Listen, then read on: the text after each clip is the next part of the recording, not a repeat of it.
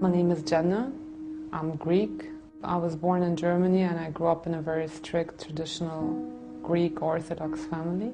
We grew up almost as other Muslim families would raise their children. Our families wanted to guarantee that we would be brought up in a Christian way, in the Orthodox way. We always went for vacation all together, and we never split up for vacation. So family vacations were always very nice, and especially our very first vacation in the UAE about 13 years ago. I was like 12, 13 years old, and the first week we stayed in the country, we did a tour all over the UAE. And it was on a Friday when we were on the way to a souk. Suddenly the adhan came on for the her time, for the prayer time. And everything stopped. People stopped their cars, took their prayer rugs and just go out and pray on the streets. The sound of the adhan was something that changed something inside of me. And subhanAllah, I don't know what it was, but it never left me, kind of.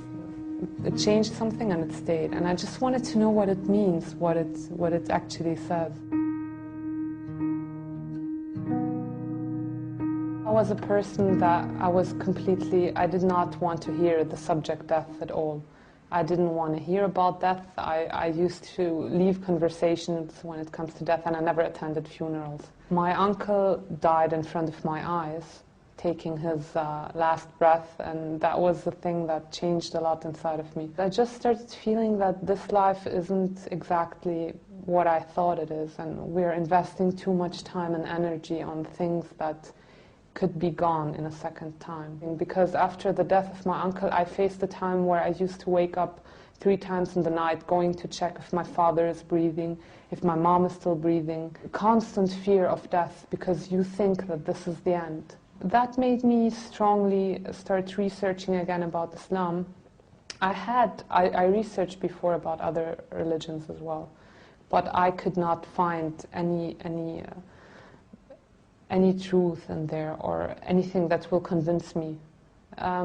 When I started reading about Islam, I found all the answers that I could not find in my own religion. The fact where I got really convinced was when I read the biography of Prophet Muhammad sallallahu alaihi wasallam. It reminded me so much of what we used to know and read about Jesus, Isa alayhi salam. So I started reading, and this person seemed to be such a noble person with such amazing characteristics, with a personality that I think I've never read something similar like that before.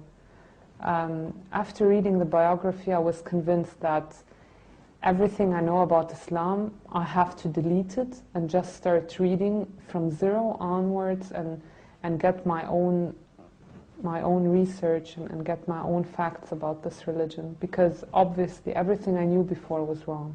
It didn't take a long time to find out that Islam is the truth and that there can't be any other religion in the world than this. Although I got convinced about Islam, I was scared to say the Shahada. I was like, yeah, it's the right thing. I might, take this logic and this way of life inside of me, but I won't ever be able to accept Islam because of my parents and my family. I knew that they will never accept it, and that if they would ever get to know something like that, my life would change dramatically. So I met a girl in Germany. She's from Egypt. Her name is Noha. She helped me a lot because I met her right when I started praying to find the truth, to get more courage in what I'm doing. We got to know each other. We talked about Islam. She started explaining everything to me, all the questions that I had, because I was convinced. I knew it's the truth. I knew my religion is wrong, and that I couldn't live like that. After meeting Noha, I think 1 or 1.5 months later, I took my Shahada in Germany, in the student dorms. It was supposed to be just me and her, but somehow Muslim students get to know that someone is going to convert to Islam, so I had about 20 people in the room afterwards. So alhamdulillah, I had many witnesses.